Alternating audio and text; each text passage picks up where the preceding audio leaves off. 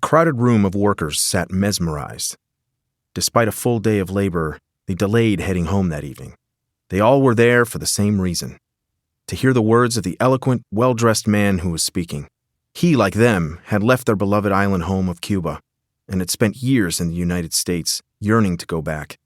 He knew exactly what they were going through and spoke of their shared understanding. He had lived the immigrant experience of being surrounded by people and yet feeling utterly alone, of feeling uprooted, of living a life he called flavorless. He knew the unrelenting yearning for home. But this was a meeting filled with hope, a fundraiser for an organization that was working toward freeing Cuba. He spoke of their homeland that was falling to pieces, and how they needed to bring what was being created in exile back to the island. They all left inspired, full of hope that their contributions to the greater cause would help hasten freedom in Cuba. Maybe next year, but definitely by the turn of the century. The year was 1891.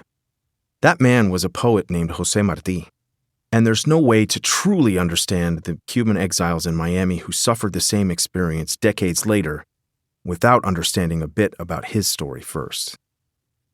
José Martí is an absolutely central figure in Cuba. He's referred to as the apostle of Cuban independence. Cuba had been a Spanish colony of strategic importance since the age of galleons, but in the 1800s, the Spanish Empire had been splintered into various new republics, and independence movements swept through the colonies.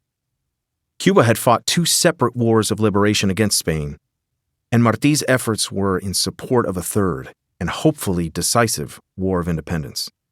He gave voice to Cuba as an independent country and to the concept of Cuban identity in a way that had never been heard before. This helped to galvanize Cubans, and it still does today. He was a prolific writer, poet, political philosopher, essayist, and orator, producing soaring verses and eloquently speaking on behalf of the Cuban cause. He also created a blueprint for building support for Cuba within the United States, particularly among the growing Cuban exile communities who fled violence on the island. Years later, when a new group of exiles fleeing Castro's revolution were displaced to the United States, their efforts were clearly inspired by, and often modeled after, those of Martí. Martí recognized that the exile community was sizable, and if channeled, could be a significant resource in support of change on the island. He spent years in the United States organizing, fundraising, educating, and planning for a free and independent Cuba. Martí organized the Partido Revolucionario Cubano, or Cuban Revolutionary Party, known as the PRC, establishing clubs in cities with concentrations of Cubans and Cuban sympathizers throughout the U.S. and the Caribbean. He was a tireless organizer, and his efforts bore considerable fruit. By November 1894, the PRC had 126 clubs in 18 cities, including 62 in Key West, 15 in Tampa, 11 in New York, 7 in Mexico, 6 in both Philadelphia and Jamaica, 3 in New Orleans, and clubs in Atlanta, Chicago, Boston, Santo Domingo, and Panama.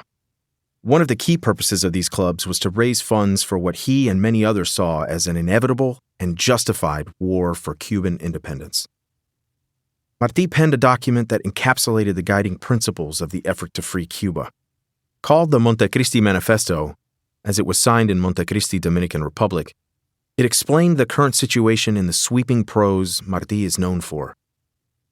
The war is not merely a pious longing to give full life to the nation that, beneath the immoral occupation of an inept master, is crumbling and losing its great strength both within the suffocating motherland and scattered abroad in exile.